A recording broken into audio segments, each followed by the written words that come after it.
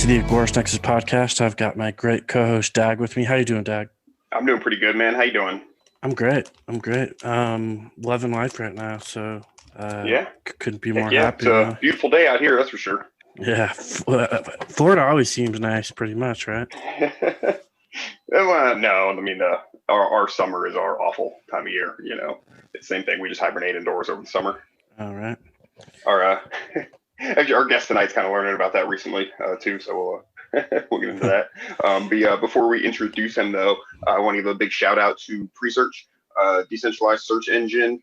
You can earn crypto just by using it. They don't censor anybody. They don't spy on you. They're a good search engine, and they actually have links to like a bunch of other different searches. So like you can search on YouTube or DuckDuckGo or CoinGecko or anything like that right from their page. So it's really convenient.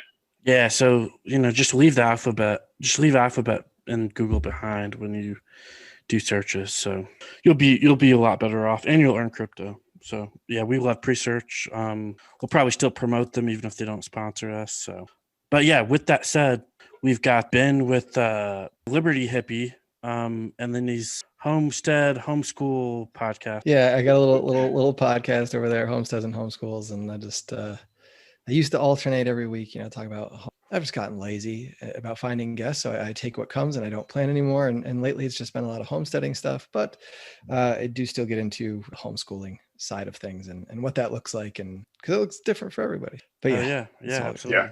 Yeah. Ben actually gave me my podcasting debut like like a year and a half ago. So shout out for that, man. Thanks. And then I go on sometimes. We talk about chickens and shit. So it's a good time for sure. I think you've been on three times now. I think so far. Maybe, I don't know. I think. Yeah, sounds about right. So, what I guess let's get right into it, man. What got you into what you're doing now? What got you into homesteading? What got you into homeschooling? Have you always been a Liberty lover, or tell us about that? Oh man, I don't know. I think I have. Like I've always been questioning like everything. And I remember in high school, I had a teacher. He taught a Fab 60s class. It was like an elective, and he asked us at some point in the class. In my mind, I want to think that he like opened the first day of class with this, and it was some epic moment. But I think it was just in the middle of class at some point. But what do you remember like George Washington for? What do you remember Abraham Lincoln for? And why do we remember JFK? And you have all these like things, right? You have the cherry tree, the Emancipation Proclamation, right? All this one, JFK was just this handsome, beaming guy, and like all that stuff is lies, right? There was no cherry tree. The Emancipation Proclamation didn't free a single slave, right? JFK was a womanizer. He, like all this awful stuff. How did he get into office? That whole election stuff. And he really kind of like broke it down like, hey, these are pictures that are painted for you that, you need to question, you need to think like, why do we need to be taught this? Why are we being told that these ideas are truth, and what value does that have? And I think that kind of was my first time that I really started to really question like everything beyond just questioning because I questioned authority kind of thing, and from there, I think it just kind of spiraled out of control to where I am now. But we always had a garden.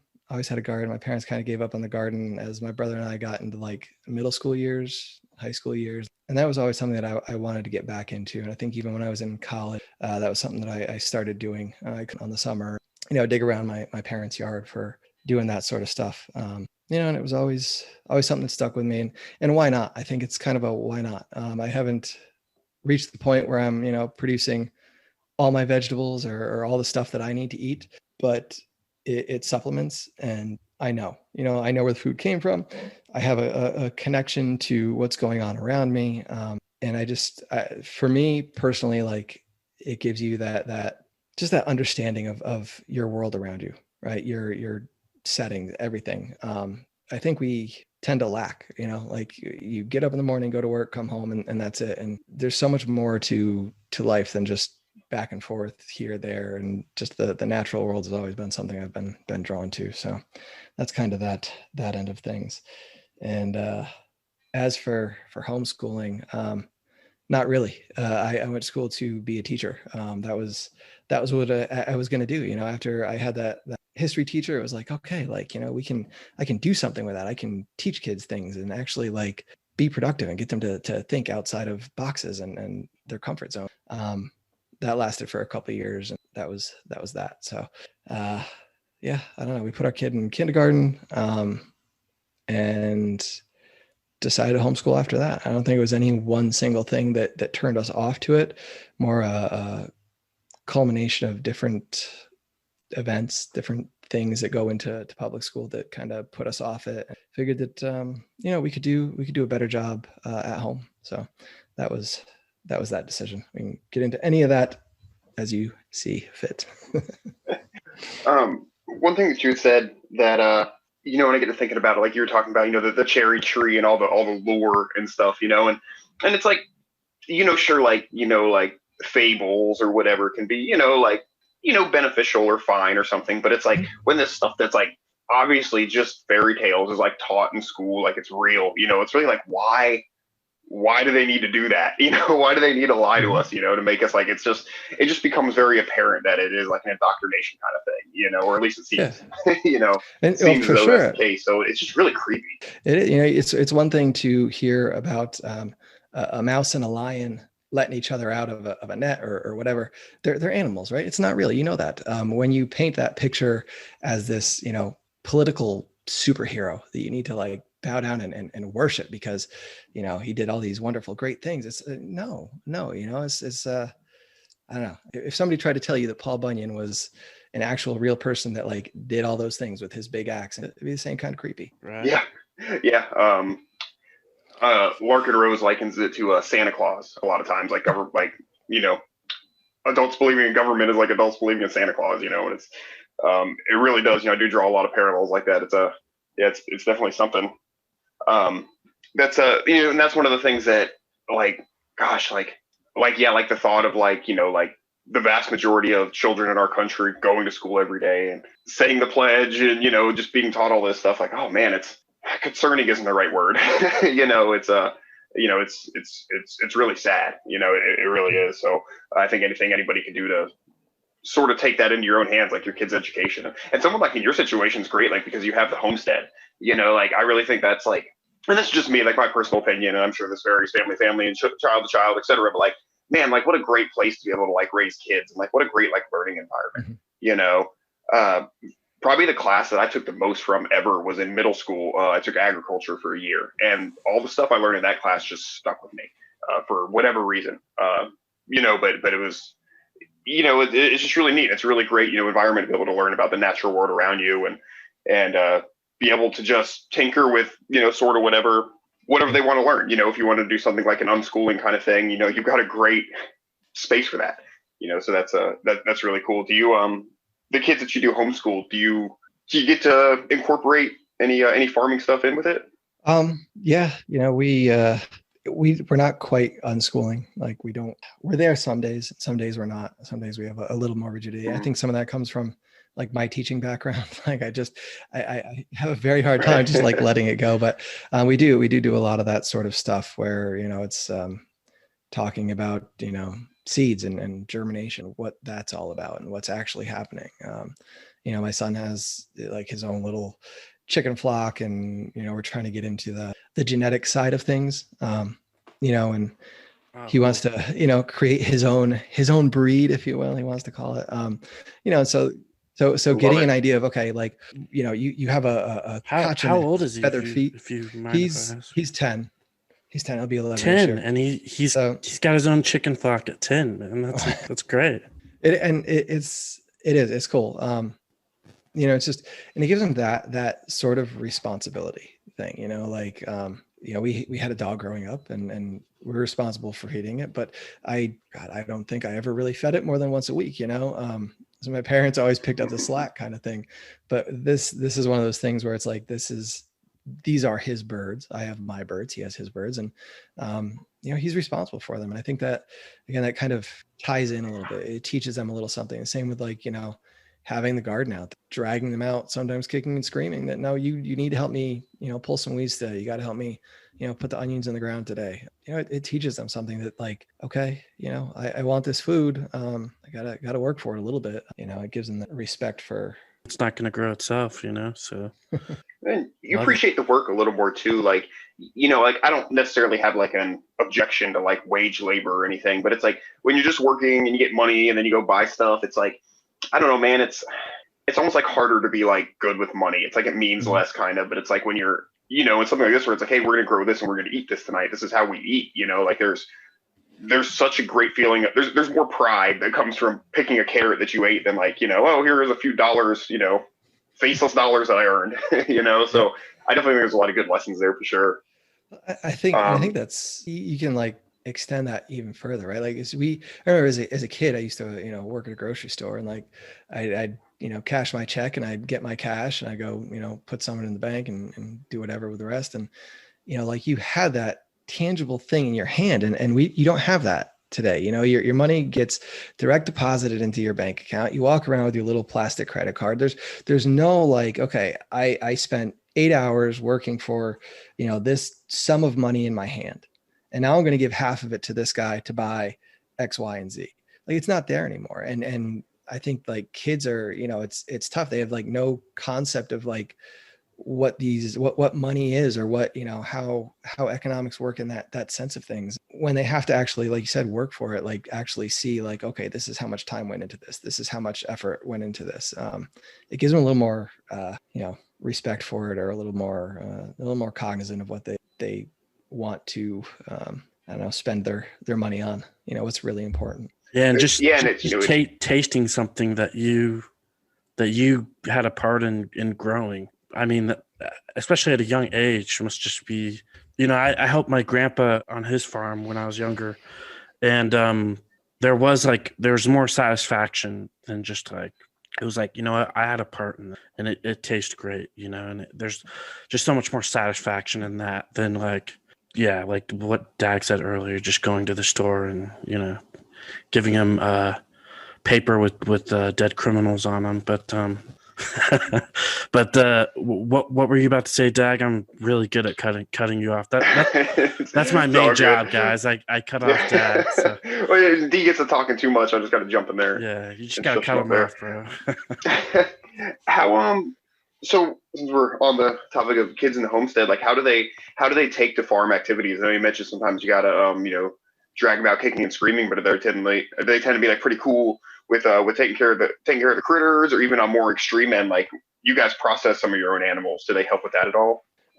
Yeah. So it's, as they've gotten older, they were pretty good when they were younger about getting out in the garden and stuff. And then we had our younger ones come along and that made things a little more difficult just because they were all over the place and somebody needed to be watching them kind of all the time, unless they disappear into the woods wearing no clothes, chasing the dog.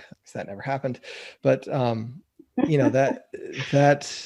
so we went through that phase and now they're a little bit older, 10 and 8. And so they help out in the garden more. Like you said earlier, it's hot down here and it's already starting to heat up.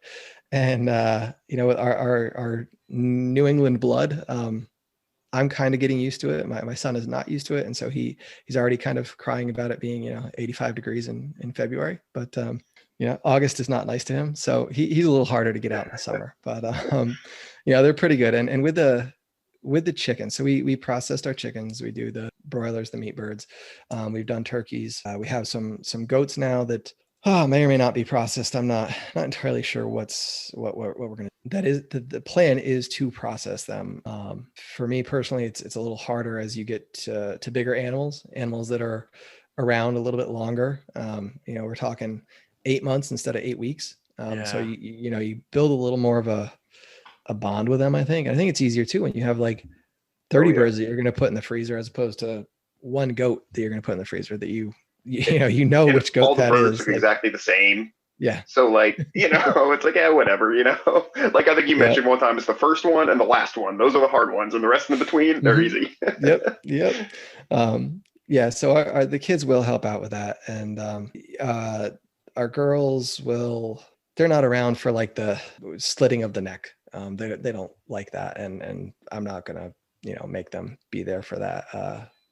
That's just so they kind of turn around and look the other way, go behind the shed, and then the birds are done flopping around doing their thing. They'll come and we kind of have a system where they'll pluck, and then I'll eviscerate, and we'll kind of work through that system. And they're there, they're part of it. And it's I think it gives them too an appreciation, like wasting food, wasting meat, wasting that chicken on your plate that you had for dinner. You're not going to leave it there. You're going to eat it because that bird, you were there, you saw that bird be a cute, fuzzy little bird, come out of the box and go into a brooder and feed it every day, to the meat on your plate. And it's a whole different level of, wow. It's not some shrink wrapped thing you get at the grocery store that just there's no connection to it being an actual chicken. Right. Yeah. That's deep, man. I didn't even think of it like that. Like, you want to actually eat your food and appreciate it, because you don't want to have to, kill another bird unnecessarily, just, sacrificing more life for nothing. So it's like, you don't want to waste as much food, because you don't want to cause respect the animal. Yeah. That's anytime, like if I drop a piece, like a wing or something, and it's like, oh man, I can't use this now. It's like, oh, I apologize to the chicken that, is dead. Like, man, I'm sorry, dude. Like, you were such a good bird for me. I didn't want this to happen. So, yeah. No, it's an interesting thing too, I think, because like even with like the gardening, and we're on a little bit of land, and we pull the firewood out, and we have our goats and setting up pastures and stuff, and teaching them kind of how everything works, right? Like how I'm not just going to go through and start cutting firewood at this corner of the property and just work my way across cutting all these trees down, right? I'm going to go through and selectively pick out like this one or that one, or maybe we're going to cut these vines today. I think it gives them a better understanding of how to kind of exist with a natural world. Like you look at all the people screaming and shouting about like environmentalism stuff, and how many of them actually have been in it, have been tried to live like in harmony with the environment. We have this kind of, I don't know, you're either for it or against it, and there's no in between. And it's like, we can't have no in between. It has to be, you have to like love and understand it. And unless you live with it a little bit, it's impossible to understand. Yeah. You have to have a connection with the environment sorry, Dad, go ahead. I'm really good at cutting you off. I feel like we're getting it figured out. It's like being somebody who, and I know that Ben's on the same page as me on this. It's like, we're like environmentalists, but it's like most environmentalists it's really frustrating, like dealing with environmentalists, because they're wrong on so much stuff, because they haven't actually been they haven't, they haven't lived in the woods. They haven't, dealt with stuff like on a farm, they just, global warming's bad. And, Captain Planet taught me this and that, and recycling is always good.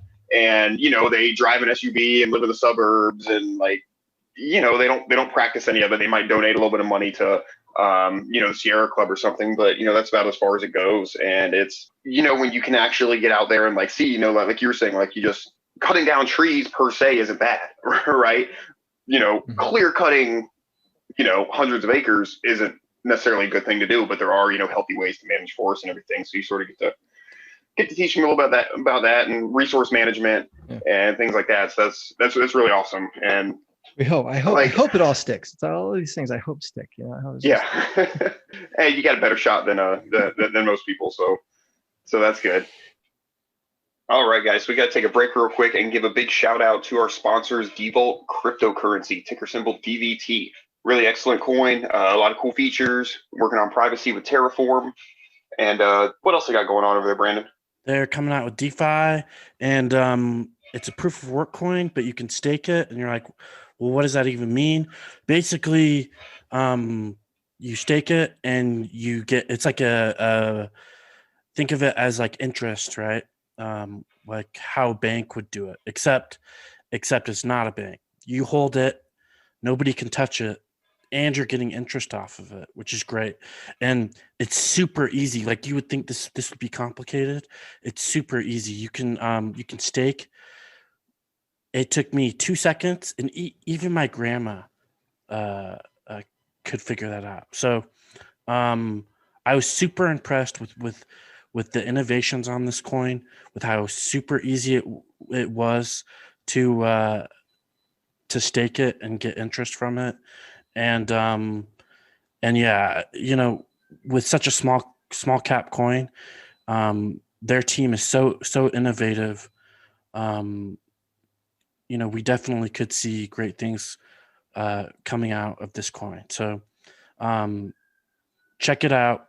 Not financial advice, but they're definitely worth looking at. So yeah, with that said, we'll get on with it.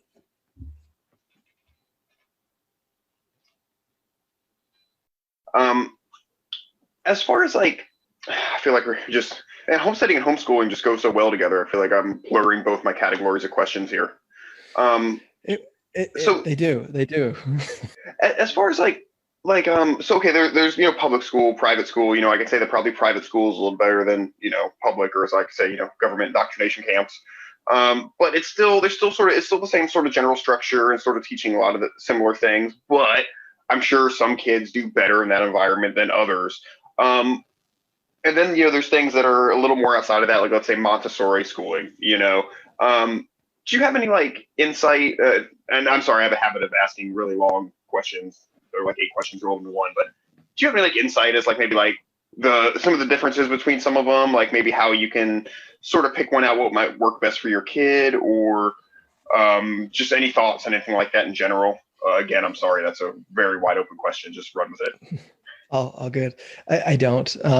I think it's so much of it depends on your kid, and part of me wants to say that every kid would, succeed homeschooling. And maybe they would, but at the same time, I feel like there's some parents out there that wouldn't allow for their child to succeed homeschooling. They wouldn't be part of it. And so I think, public school is might be good for some kids. I think it comes with its own baggage, right? You can send your kid to public school and then do a whole bunch of deprogramming when they get home. If that's what you want to do, I don't know how much time it's going to take, enough time in the day to get it all done. But you can do it. I think some of it depends too on, yeah, right. And I think so. It depends too on what your public school is like. Not all public schools are created equal. Whether it's the teachers or the funding or the school, the population, any of it, they're not the same. And so, there's that part of it too. If you can afford private school, it's probably better than your public schools. But again, they're kind of beholden to some of the same standards. They don't have to do all of the same things that you do in public school, but it's still there. You still got to take the test. You still got to do this stuff and that stuff. And I think that was kind of what turned me off to public school a fair bit, was the lack of freedom that teachers actually have to teach relevant material, not inside this state mandated box that you have to cover. And so I think, anytime you're kind of within that system, everybody's hands are kind of tied. So I don't know. Depends a lot, I think, on your kid, what would work best for them. Right now we're using the public schools, kind of a place to take care of some issues, because we have issues and we're using that facility. So I think sometimes, for the moment, it might be beneficial. I don't know. Well, they're the younger ones too. So kindergarten and stuff. It shapes and colors, right? So yeah. And honestly, having our oldest daughter is the only one who has never actually been in public school. She went to a private preschool through one of the local churches. And I'm trying to think, I'm trying to remember teaching her to read, and I don't remember teaching her to read, and she's loves to read. Because I think that's always one of the big hangups, right? Teaching the letters, all this tedious little basic stuff, the letters, the numbers, the sounds, teaching them to read. Like it seems like a big step, but they do it, they do it with a little direction. But having the public school kind of do that was something, like you said, like there's not a whole lot of concepts that they really get at that age, right? I mean, like they still get up and say the pledge. They still, sing their songs and America the Beautiful and all these wonderful things. But again, they're so young and kind of break them fairly early. Though that said, right. We've some of the literature that has come home this year due to COVID stuff. Just like coloring books, COVID coloring books, teaching the kids, how to properly distance yourself and wash your hands and make sure you're wearing your mask and coughing into your elbows, just all this stuff. I'm like, oh, good. And so we've been working on that one, just trying to know it's okay. It's okay. You won't get it. You won't get this. I promise you. Yeah, and it's with how slow and like inefficient government shit usually works. Like, I'm almost amazed that they were able to get all these like coloring books and all this literature and stuff like that, out and ready so quickly.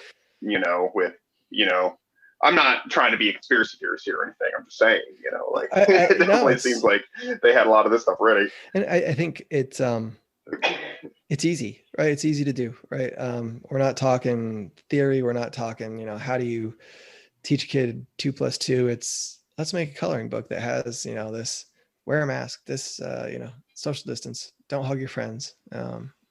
It's, they want to do it. They put their money behind it, their endless printers, and just go, here you go. How we've been successful do you think they're being with these younger kids? I mean, because you would have told me like, oh yeah, we're going to send these kids to school and tell them they can't play with each other and they can't trade masks and shit like that. And I'm like, no way kids will do that. But I mean, are kids doing this? Are they breaking them? I mean, what's going on? I don't know. I'm in Georgia. We are, I don't know if the school is shut down because our daughter was homeschooled. We homeschooled her last year. And for kindergarten, I put her back in for first grade. And they haven't shut down this year. You have the option of going virtual or going in school. I have cousins in other states in New England. My brother's a teacher up there, where it's like, just insanity. This, hybrid, send your kid to school 2 days a week, keep them home 2 days a week, mom's trying to work, dad's, it's just insanity. And I think there's some pushback, I think, from kids. I've seen kids that are, middle school age, like wearing masks voluntarily with no one around them to tell them not to, rocking their mask. It's like, and I don't know. Maybe like, I feel like at that age when I was a kid, if you told me to do something, I was not going to do it. Or I was going to question it so deeply that we can, especially like something that would even be partially construed as fashion. You're gonna make me wear a stupid mask? Are you crazy? Yeah. The cool kids wouldn't be wearing them. Right. Well, and that's it. And it's like this weird thing that and even like my daughter in first grade, she's taken to it a little bit. Like she will try to wear it in the car. And like, there's been times where, I feel like a bad parent, but I'm like, no, you can't wear that. Like you can't do that. That's not okay. We're not going to do that right now. Mostly because I feel like it's out of fear, right? It's out of this brainwashing that's come from school, not because she actually wants to, and that said, I forget where I heard somebody on a podcast, I think, or something, talking about how like masks are going to become fashionable, right? And where it's kind of like, you're not wearing a mask to protect anybody, but because it's just the fashion. It's just, you wear a mask. And we got a couple shirts for my daughter the other day, and they came with masks. They came with matching masks that matched like the pattern of the shirt. And it's just like that is like super frightening to me, to just see that like that we're already creating these textiles to match our outfit. Really, it's just going to be, it's already becoming so normal. Very few people question it anymore. Yeah. And they're not going away. Like everyone says, oh, after XYZ, they're not going away. Graham Smith just wrote a great article for us on the Nexus, and came out yesterday. And I'll see if I can get the exact title, but it's basically like how masks are being used for like complete subjugation. So it's here. The title is "My Body, My Choice: Why Masks Are the NWO's Chosen Subjugation," and it's such a good article. If you want to check it out, but yeah, I think that governments and beyond, really love this because it gives them so much. It kind of trains. It's like so.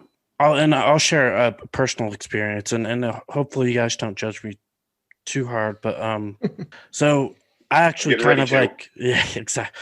Dag's getting ready over there, so I actually kind of embraced the mask, being an agorist, under certain circumstances, right? But I actually think it's beneficial in some cases to like cover your identity or whatnot during certain times. But with that said, it's the other day I was like walking to my car, and I'm like, holy crap, I'm putting on my mask right now, and I'm like, knock it off. Like, so it's almost like we're, what do you call that? Larkin Rose said, I can't think of the word. Oh, Pavlonian. I'm gonna butcher that word. Pavlonian. Yes, Pavlonian. Yeah. I'm really bad at trying to pronounce certain words. Yeah, Pavlonian. Yeah. So, it's just you're walking into a building. Oh, got to put it on, and I see it. I just see people, do that. They get out of the car, and you got it, you got your thing. And they put it on, and it's really amazing how quickly it became so just normal. I think it was probably about like September-ish that I really started noticing. Like Ben was saying, things like there were articles and stuff out there about fashionable masks. My farmers market, people are selling like purse mask combos that match each other.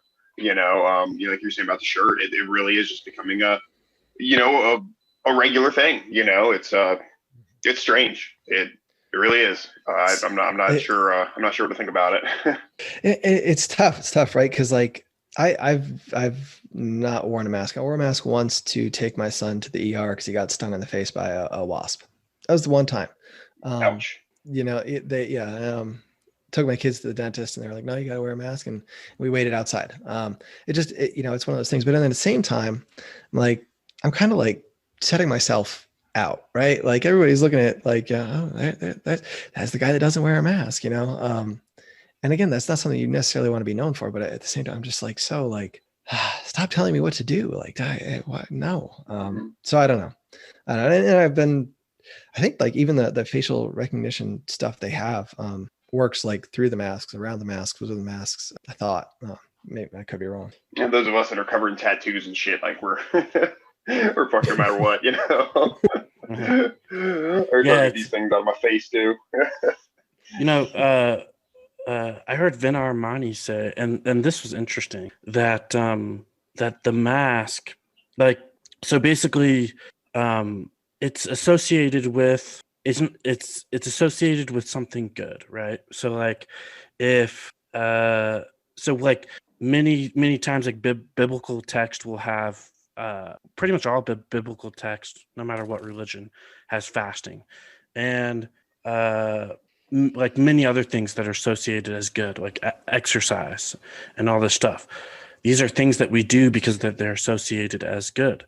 And the mask, it's going to stick because it's associated with something that's good. And and he can explain his own words better than I can, obviously, but I was just like, wow. And then what really, I think I knew from the start that I was like, yeah, this isn't good, and it's probably not going to go away. But it really assured me it really did assure me when they said, okay, even after you get the vaccine, you're still going to have to wear a mask. And it's like, okay, so this thing never ends. So we'll never want to get anybody sick. We'll always want to wear a mask, and it's never going to go away. And people thing too is that this isn't just like one country that's doing it, right? Mm-hmm. This thing is global. It's global, and it's happened for a year now, which is just crazy. You have the whole entire globe doing this for a whole year. And when I think about that, it just blows my mind, because there's nothing in human history where every single country has done the same exact thing for a full year in association with within less than a year, it was adopted worldwide. That is insane. Yeah, it's just so it's mind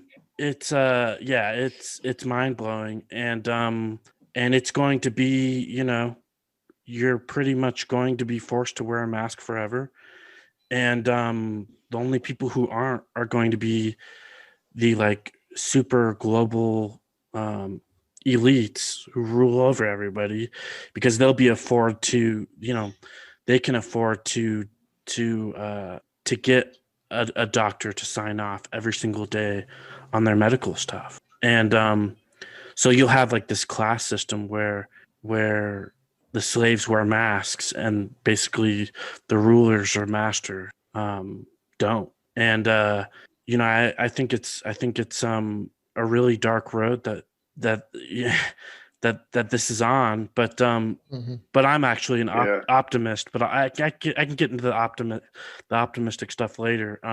But anyways, we're really interviewing you here. I'm kind of getting carried away, but we're doing Endgame 5 now. We're good. Yeah. Brandon's still stuck on Endgame. But so I had a couple questions for you, and it refers to schooling.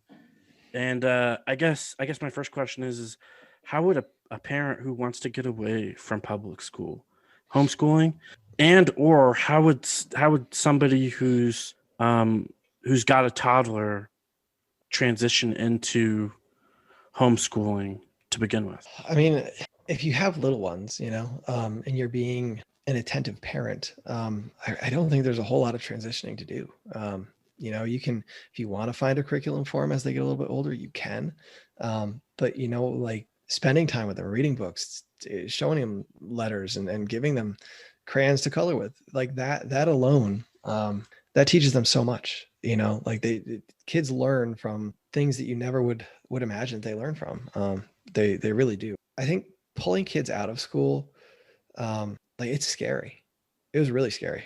We didn't pull our son out mid-year. We waited till the end of the year, and he just didn't go back. We filled out the paperwork for the state, but it was daunting. Even just I don't know what it was. No, I think you've gone so long thinking that like public school is the only option, right? This is the only thing that you do. If your kid doesn't go to public school, they're going to be dumb. They're not going to get into college. Like all this stuff. And it ends up not being true. And so taking that leap can be frightening, but I think it's worth it for sure. If you do it in the middle of the year, some people I've talked to have mentioned, I can't remember the word, taking a minute to like kind of de-school, just kind of let a lot of the sort of rigidity that comes with it kind of work itself out and take a minute to just kind of relax and collect yourselves before you really get going. And there's the thing with homeschooling is like, I use homeschooling as a big umbrella term, really to mean non-traditional school, right? That might be like a co-op sort of, a couple kids go someplace with a parent, and the parent tutors them or whatever to, unschooling. And there's a wide variety of things in there. I think it's easy to find something that will fit a child, a parent, and their lifestyle. It's a matter of how creative you want to be and what you're willing to put into it. What's crazy is my daughter came up to me, right? And she gave me this little piece of paper, and she started like asking me all these questions, and I'm like, wow, like she's interested in this, and she really wanted to like learn it. But so like I sat down with her and I'm like, okay. And I really just kind of helped her figure out like what she wants to learn. And she learned so much more quickly than I could have ever imagined. Then, because Yeah. kids want to learn what they want to learn. Like they're not going to learn something that they're not interested in. And if you try to drill it into them, it really takes the fun out. And I think that's kind of what public school is meant to do. It's meant to it's meant to make you a good slave and a good soldier. It's made to make you remember things and to do no really critical thinking at all. And I don't know where I was going with that, but I think it really does take the fun out of it, because you're not. Mm-hmm. Go ahead, Ben. No, I think that's it, right? Like when you can actually sit back and let your child figure out what they want to learn, and they will figure out what they want to learn. They're not like, it's not this thing that, oh, I really want to learn this. I want to study this. It's like, oh, this is enjoyable for me. I like this thing. What is this thing? What more is there to do with this thing? And they get into it. And when they get into it, they learn so much more, my son was big into Egyptian study stuff. Right. And from that, from being interested in like mummies and hieroglyphics, like that extended into like Egyptian history. And he like learned a whole bunch of crap about Egyptian history that I never learned about in any of my career. And just all the places that you can take it and all the places that you can go with it. And they have the buy-in, when you put a kid at a desk and tell them, all right, today we're going to learn about Inuits. I don't give a crap. I don't care. Like, so I'm bored for the next 45 minutes and I just wasted my time. I just wasted my life. And you know what, for the rest of the day, I'm bored and I'm annoyed that I'm, being forced to do that. And so I think when you give them that time, that buy-in, they get it. And really that's like your job as a parent, right? To be there to kind of facilitate and foster like not necessarily what they want to do, right? Because sometimes you got to protect them a little bit, but to kind of be there for them and guide them. Yeah, you are so right. And to add to what you're saying, everything that I learned, that I actually use, I learned outside of school. Like everything that I use, I learned outside of school. And granted, I did learn like reading and basic math in public school, right? But but I would have learned that anyways, because, well, actually, that's not true. A video game taught me how to read, because it was like for older kids, so I couldn't play it. Trying to get to Oregon. Yeah, I couldn't play it without. How'd you know, man? But I couldn't play it without reading it, and so a video game taught me how to read. And even my parents are like, we don't even think you would have learned how to read if it weren't for that video game. But it's like if a kid's interested in something but they can't do something to get there, they're going to figure out, like if they're interested in how does email work, and let me send an email to somebody, but wait, I don't know how to read and write to send this email. Well, I better learn how to read and write to send this email, and they figure it out, and it's great. And you're not going to need public school to do that. And so really, like you learn what, like King Henry VIII killed his his wives or whatever, and so that's super useful. But like the more useful stuff in history that you don't learn is like the people who are against setting up the Federal Reserve System. They all magically died on the Titanic. You don't learn that part of history, but you learn how this brutal king killed his wives or whatever, right? Or you learn some useful bullshit or useless bullshit, but you don't learn like investing, stocks, or anything like that. And How not to take out a giant loan that's going to sink you for the next 50 years of your life. Right. Yeah. Exactly. No, and I think man. it is because you think about that, and like how much time you spend in school, and it's not until you're 18 that you're supposed to go to college where you're going to really dial in what you're interested in. And even when you get to college, like how many distributions do you have to take? It's really like, your first 2 years, maybe, right, are just kind of crap classes that, take them or leave them. I really didn't need to study African, literature to, I don't know, code computers or something, like it's not there. But you know what? I think most people probably by the time they're like 15, given the freedom to know themselves, to search out and figure out what they're truly interested in, wouldn't need that extra decade to get into what they want to. And how much more productive could people be, could society be if, people were allowed to develop their interest. But I'm right there with you on that, man. For sure. I definitely feel like, 14, 15, like by that age, I think there is a lot of drive and like desire to learn. I mean, I know that if I had the opportunity, like I was just learning how to do, build electronics, like from schematics when I was like 13. I had like an uncle who started teaching me, and like within a couple of weeks, like I picked up so much, but there wasn't even anything close to an option for me to even think about learning anything like that at school, and so I went to college 10 years later, which I didn't do. So, but it's like, I could have been learning that shit back then, and just, middle school and high school is just such a waste. So yeah, I really think there is that drive, and you absorb shit when you're young, man. It's so easy to learn. Yeah.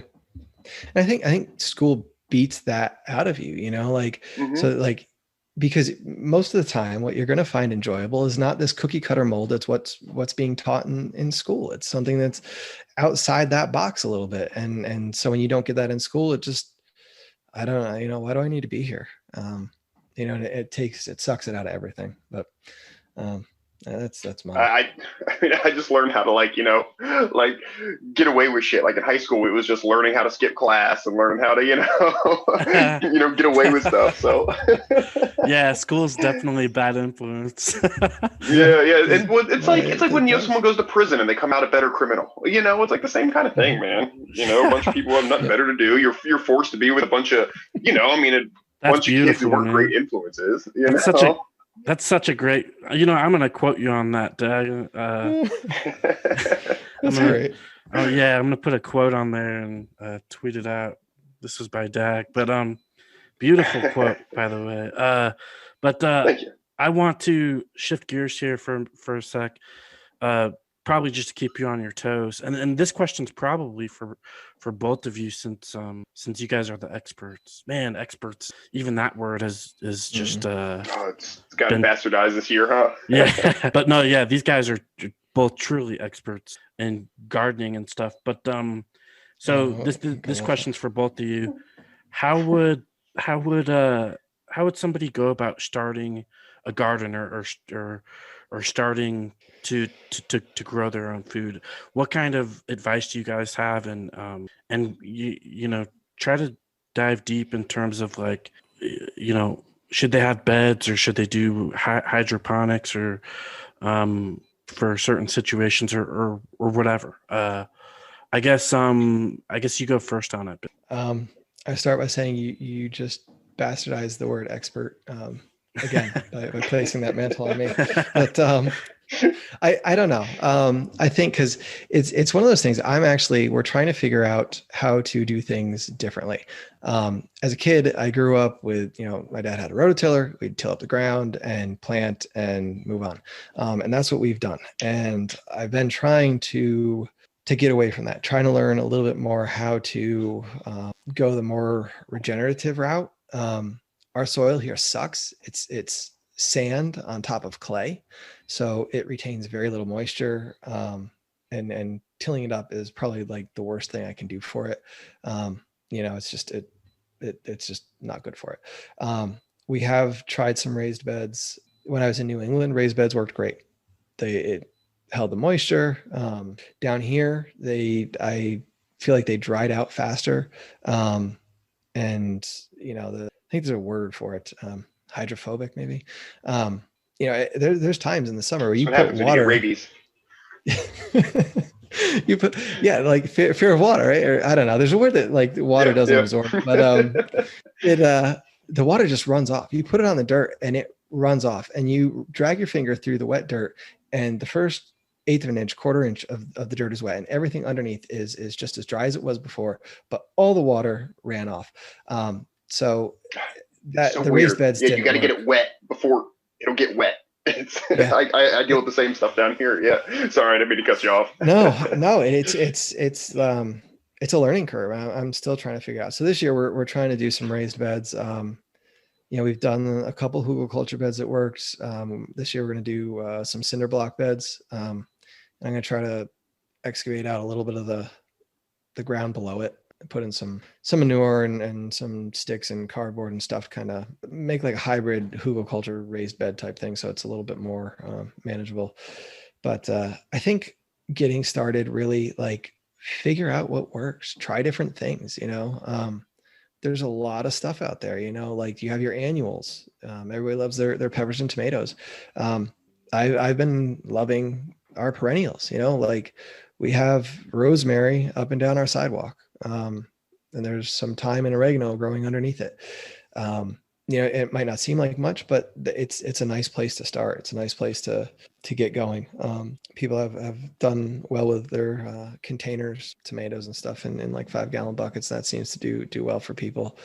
I don't know. I think with any of these things, if you want to get started, the best thing to do is just jump in and learn, because there's no one size fits all solution, right? Like your soil is going to be different than mine. Your growing season is going to be different than mine. Your tastes, your ability to get out and be in the garden is going to be different than mine. You know, and so I don't know. What do you got, Dag? Yeah, I mean, pretty similar. I mean, I recommend first off, if you can, get a book. Preferably get a book that's very specific to your region, because that's going to make a big difference. Like Ben was saying, you know, where I am, you know, south of the Panhandle, it's just you know, we plant in the wintertime. Everybody else plant, you know, it's opposite, you know, for a lot of the rest of the country. So, you know, you really want to be mindful of things like that. Don't necessarily just go off the back of the seed packet. And then, I mean, you're gonna mess stuff up. Just get in there, knock it around, and do it. I'd probably say starting off, the easiest thing is some containers. You know, do some herbs or something. I like to recommend that people do something you're going to use every day, you know, or often, you know, something that just grows that you go out and pick as you need, you know, like some basil or better yet, something more perennial like rosemary or something, because it's something you actually use. You get some sort of reward out of it. You get that dopamine hit that you accomplish something and you keep doing it. And then, you know, go on from there with a little bit bigger stuff. You know, tomatoes are great, but you spend 4 months of your life growing these things, and then hornworms come through and devour them all, and you don't even get one, and it's disheartening, you know. Or things go great and you end up with more tomatoes than you'll ever use all at once, and you end up giving them away or throwing them away or feeding them to the chickens or whatever. Mm-hmm. And, you know, ideally preserve them, you know, that's really what you want to do. But so, you know, you can sort of work your way up to that. And I'm not saying don't grow tomatoes and peppers, like definitely do it. But yeah, I'd start off with something simple that you can just use as you cook. Green onions are another great one. You can use the whole thing. You can use just the tops. They're, you know, hard to kill kind of thing. So yeah, start with that and take it from there. My other thing of advice is don't, and this is something that I'm really bad at personally, is don't start too many projects at once. It's really easy to, before you know it, you got too much stuff going on and you can't, you know, oh, I didn't expect these animals to grow so much, you know, like, quick example, when we first got our incubator, you know, every 18 days, we're getting a batch of 30-something chicks, and they're small. And before you know it, you've got 200 birds at various stages of growth, eating and pooping, and you don't have enough hens for them all, and it just gets to be a nightmare, you know? So, you know, just take it easy, take one thing at a time, and learn as you go, and just don't be discouraged when you kill something, because you will. And a lot of times it's not even your fault. It's just, you know, something was finicky or got too cold or whatever. Sometimes you'll plant a flat of something, everything will come up and it'll look great. Sometimes you'll plant a flat of something and nothing will sprout. I don't know why. If I was better at what I did, I would, but I don't. Sometimes it works, sometimes it don't. So, you know, just learn from your mistakes. I am a big fan of container gardens to start, and then I am a big fan of raised beds for smaller gardens. They're easy to maintain. And it's easy to keep your soil quality good. And that'd be the other thing, just monitor that soil quality, get that carbon in there, use compost. Yeah, that's what I got. we've been trying to do more of, get the leaves in there, get the aged. Yeah, We'll see. I'm jealous of your trees. You have a lot of access to carbon. I really wish I had that. Yeah, that's it. Last year we went out and raked up a couple of trailers full of just leaves, and tossed them in and tilled them in, and they're not there this year. They're gone. So they got some of it back. They just great mulch, you know. Yeah. We're coming up on time here, man. I'm sorry. Go ahead, Brandon. What? So you mentioned like hardy stuff that's hard to kill.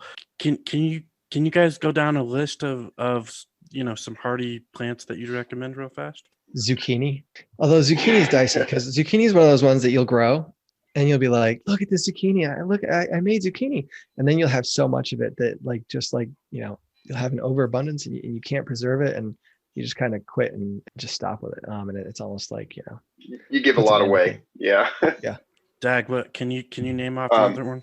I really like if you're in an environment that can do it, rosemary. It just, here it just grows, it's a perennial. It'll just go, you can use it. It's nice and hardy and it's very easy to propagate. It's very easy to make new ones. And then you can sell them off for $3 a pop or something too. So it's a nice plant to have around for sure. Ours are blooming now. They're starting to nice purple flowers. It's pretty too. The rosemary. Yeah. They're real pretty and just smells good, I honestly I think it's so much of it's like particular to an individual almost sometimes. Like I could always whether they're growing indoor or outdoor or where they're at. And I could grow tomatoes. I could grow tomatoes like as a kid at my parents' house. Down here not so much, but as a kid I could grow tomatoes in my parents' garden. My father could not. He couldn't. I don't know why. I don't know what the difference was. I don't know how he treated them differently, but I think that every person kind of has a different way of things, and some people do better with some things than other things. I don't know. I could be full of crap, but it's almost, and it's hard to put your finger on exactly how to explain that too. It's just like soil biologists. Like there'll be soil biologists who can't grow a plant to save their life, but there will be just some hippie chick who just goes out there, barefoot and just grows the most beautiful stuff and doesn't know the first thing about how or why it works. You just sort of feel it, so it's just weird like that, man. It's like it's like how some people say I have a green thumb or I have a brown thumm. It's like, yeah. So you're saying, I don't know. Some people just get it. So you're saying not to trust the experts on that. Well, it depends on the expert. I mean, if they wear a lab coat, take it for what it's worth. But yeah, I mean, one of my favorite books ever, my instructional books for gardening, is from the lady runs a commune up in where is it? Virginia or something like that. And she, is responsible for growing food for 100 people, and she does on like 3 acres. But that's one of my favorite books. I definitely count her as an expert, but she ain't going to be on CNN. That's for I think, sure, and it's one of those things that I think if you can go to a farmer's market, if you can talk to, the old timer that you see at the bar or see at church, wherever you are, talk to the people in the area that you live in, that do those things, and, find out what works for them, get pointers from them. Because people that do this stuff love to talk about it. And they will talk to you all day about it. And having a good mentor is key, I think, if you can swing it. Yeah. Having somebody to bounce ideas off of, and especially if they're near you regionally, it makes a huge difference. I mean, even just like on my 6 acres, like I've got spots where certain things will grow great and spots where certain thing, the same thing won't grow. So just knowing your property, trial and error, find what works, stick with it. What about microgreens? I hear microgreens you can grow in very small areas. You can get large quantities. You can bunch them up real close to each other. You can get stuff that other people can't. What's up? I've not. I was asking Ben if he's done any microgreens. I wasn't sure. Not, no. You can, I guess, you can grow stuff that a lot of people don't sell at farmers markets and stuff. This is all stuff I've just heard, but yeah, I hear microgreens. You can actually make some money. Yeah, I'm definitely looking at that myself. Yeah, I've done sunflowers, and I mean, yeah, it was like, gosh, what were they going for? They were going for like like $16 a pound. They're going for like $16 a pound or something. Easy. I was selling for like $3, like I don't remember, like ounce and a half. little baggies of them, and they can be good. They can be profitable. A lot of it might depend on your growing area. Some people, once they do them for a month or so, end up getting like fungus issues. Once that kind of stuff starts to take hold, it can be a little too moist of an environment sometimes. I didn't have any issues with the sunflowers, though. It is something I do want to get back into, but I just haven't. It's something you can grow in a small space, and there's something about like a sprout, like there's something like almost magical, like perpetual motion machine isn't supposed to be able to exist. It's almost like that with like a seed or like an egg. Like it's like this little seed, but it has enough energy in it to grow into a decent sized plant before I don't know. It's just weird. So I guess what I'm getting at is there's almost some like I don't know. There's just something almost magical about a sprout, and I feel like maybe there's some health benefits from that. I have absolutely no scientific evidence to back that up, though. So, Yeah, there's something to be said about seeds, man. I don't know what it is, but you go put your hand in a bin of seeds, and it's like, all right, it's good. There's so much potential. Yeah.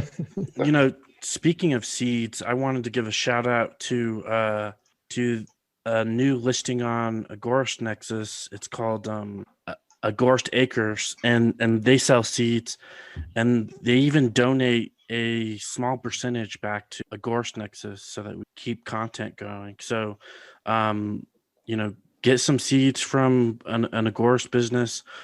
Help yourself stay. Give yourself a sustainable lifestyle with seeds while helping the Agora and helping content be created with the Agorist Nexus. So you really kill, and you're creating food. So you kill at least 4 birds with one stone on that one. Yeah, so, they have the option to pay with cryptocurrency as well. Yeah, no KYC seeds. Yep. But hey, man, if you got some profits you want to work out from this recent crypto boom, head on over, and you can also use code Nexus10 and you'll get 10% off. So check that out. Man, that's our first official plug. Yeah, Agorist Nexus even has their own code. Yep. So bringing value to our listeners. Absolutely. Ben, where all can everybody find you? And you have another project that you're working on as well that I would love for you to shout out here. Yeah. I got my podcast, Homesteads and Homeschools. That's homesteads.com. However I said it, just put a .com at the end. And then I don't know, I weaned myself off the Facebook. I tried to get on MeWe, and the whole, even just going back on Facebook, the platform just seems weird to me. But I am on the Twitter there. I think it's at HS and HS Pod, and it's oh man, Twitter is it's just a place. I still don't know what to make of it. I don't know. I'm not very good at the internet. I don't know how to do it. I don't know.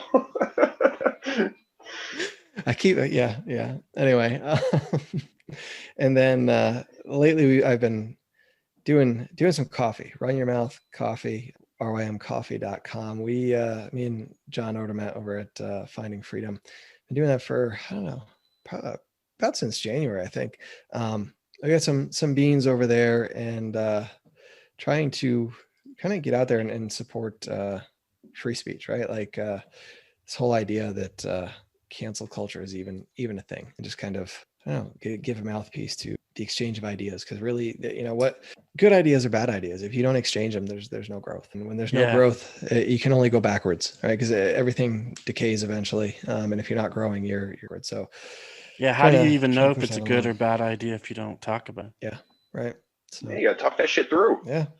So hope you do that over a cup of coffee. But there's some interesting ones out there. We got a couple flavors. My favorite is the Rebellion beans. They're aged in a bourbon barrel for like 30 days before they're tasty. Got a little edge to it. Interesting. Yeah, but